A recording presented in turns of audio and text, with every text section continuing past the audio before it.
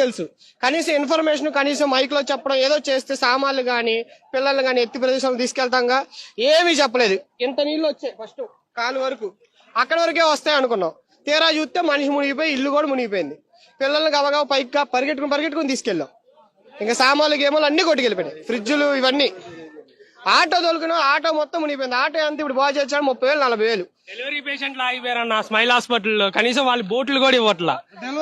Delivery వాళ్ళు బోట్లు పంపించండి అన్నా కూడా రిక్వెస్ట్ చేసిన పంపించట్లేదు. పేషెంట్లు ఉన్నారన్నా కూడా ఎక్కించుకోవట్లా, మానవత్వం లేదు. ఇదిగోండి ఈ ముసలోళ్ళు ఇద్దరిని పేషెంట్లు ఎక్కించుకోమన్నా ఎక్కించుకోవట్లా బోట్లో. ఇంకెందుకండి, ఏం ప్రభుత్వం అండి ఇది? దిక్కుమాల ప్రభుత్వం. కోరు ఓట్లు వేయించుకుని గెలిపించుకున్నందుక. హలో సార్, నిన్నటి నుంచి ఒక మంచినీళ్ళ ప్యాకెట్ గానీ, ఆంధ్రప్రభ కాలనీ మాది, ఒక మంచినీళ్ళ ప్యాకెట్ గానీ, అసలు పాల ప్యాకెట్లు గానీ అసలు వచ్చిన వాళ్ళు లేదు దాఖలాల. ఒక కనీసం ఒక ఈ బోట్లు కూడా ఎవరినైనా ఫోన్ చేసిన ఫోన్ ఏమో బిజీ బిజీ బిజీ. బోట్లు వచ్చి ఒక బోట్ వచ్చి నలుగురిని ఎక్కించుకెళ్తున్నారు, ముగ్గురిని ఎక్కించుకెళ్తున్నారు. వాళ్ళే 8 మంది ఉంటున్నారు, ఫ్రీగా తిరుగుతున్నారు. ఈ గవర్నమెంట్ ఏం చేస్తుంది ఏంటో అర్థం కావట్లా. మరి అంటే ఎలా నెగ్గేసాం 5 సంవత్సరాల దాకా ఇంకేం చేయలే అనే భావం ఉన్నట్టుంది వాళ్ళకి.